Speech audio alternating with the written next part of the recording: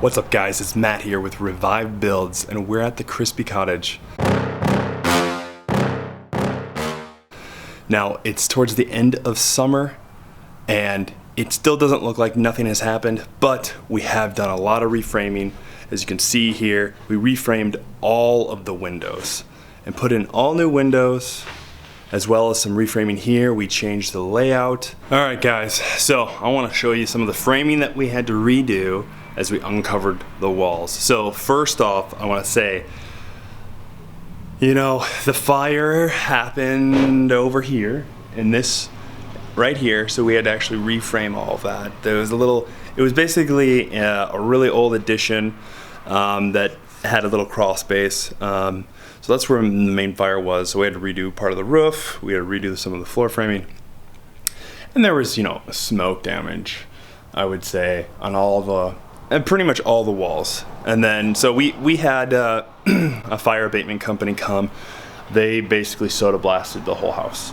So once we took off all the wall coverings, in this case is lath and plaster, they sprayed everything. So anyways, we were uncovering all the walls. Well, this house was built in the late 1800s, and it had 2 layers of lath and plaster on all the walls, 2 layers of lath and plaster on all the ceilings. So there's a lot of material that we had to get out.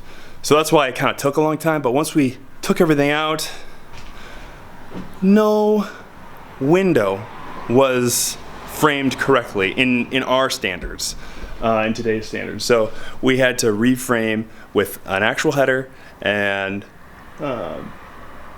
jam and king studs. So this is the biggest area where we reframed. So I'll kind of show you what we did. So essentially from here, this line here to here, this was the existing bathroom. From here to there, the extremely teeny bathroom. So what we did is we busted out, put in a new wall. We had to bring in a new header all the way across. Now we probably should have brought it all the way, but that's okay. It doesn't really matter. So we reframed this whole new wall. Essentially a little hallway, that's your entry, little hallway to the living that goes here, and then our new just partition wall to, because this was the existing kitchen, and as I come over here, we had the floor is kind of bad because this is basically where the sink area was, so we had to replace some flooring, subflooring, and as well as some actual finished floor as well. So this is going to be the back bedroom. New window, as you can see. New header, new jam, king studs, same as there. It's a big open room. Kitchen will be over here. Got the sink, plumbing, stove, fridge will be right here.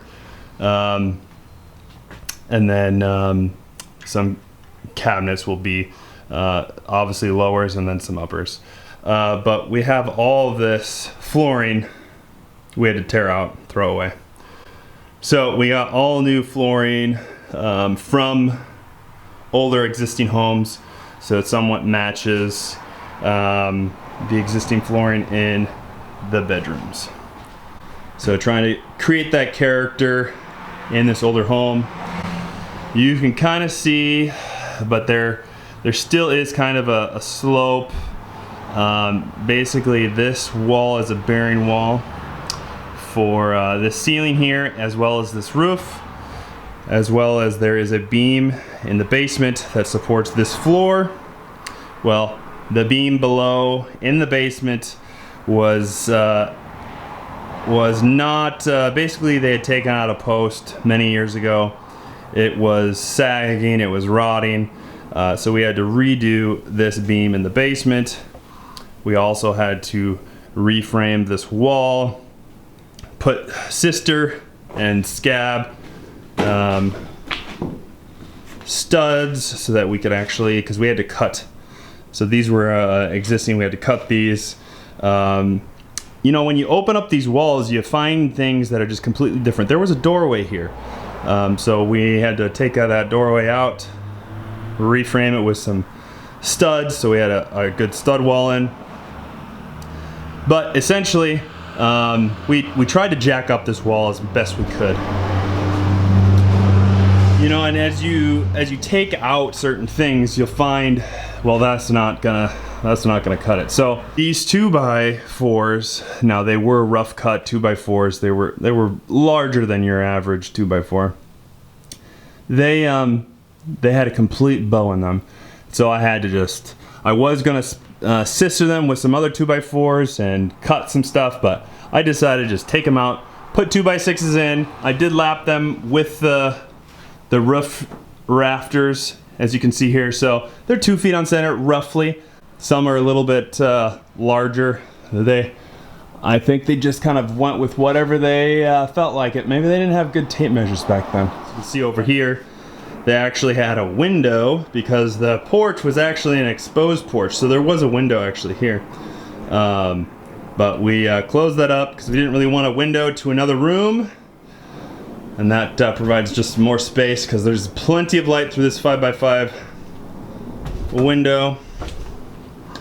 And as we come in here, this is their little porch, which was, as you can see here, they had an existing decorative post that was exposed. Well, there is basement underneath here. There's wood framing underneath here. It is not good to be exposed to weather. And we have the beadboard on the ceiling, which we're going to try to keep. We do have the shiplap on this, which we had to take some. This is all existing here. As you can kind of see, it does change. We took some of the boards in other places of the house and some other houses, and we filled that in. This is all existing, you can tell, you can see. So we're actually going to keep this like this, you know, have a little bit of, I guess, as a texture of a wall. And then we'll drywall the rest of this. We'll keep this, we'll paint this. And then we'll redo the flooring here. And ready for siding. All the soffit and fascia is going to be done by the sider as well, and we had to rebuild all of this soffit framing. Now this is all done by 2x. There's not going to be any 1x's in this area, which is one way to do it. Not necessarily the correct way or the best way, but it is a way to do it. But all of this existing soffit framing was all 1x's. So as you can see here, we have this the old limestone foundation. This is actually all covered up. This is a little different color right here. This was a window. I had this filled in. This is going to the basement. It does need to be acid washed because this was just done. But all of this was retuck pointed. This is the addition that I was talking to you about, where the side door, where this all had to be reframed. We'll be completing this fence all the way to the side. And here is our very, very small backyard. And so this whole backyard actually was lined with these pavers, and that's why grass was not growing very well, because but a lot of framing was done, put a lot of blocking in, tied all these gable end walls. They are balloon framed, and they were actually quite wobbly once we took all the sheathing off. I think once we get all the gyp on them, the drywall, they will stiffen up because they will all be connected with each other. But we wanted to tie everything back to the ceiling framing so that at least with the ceiling plane, they're tied in. So because they do go all the way up, and so we did that at all the gable framings, the gable end walls you can see over there.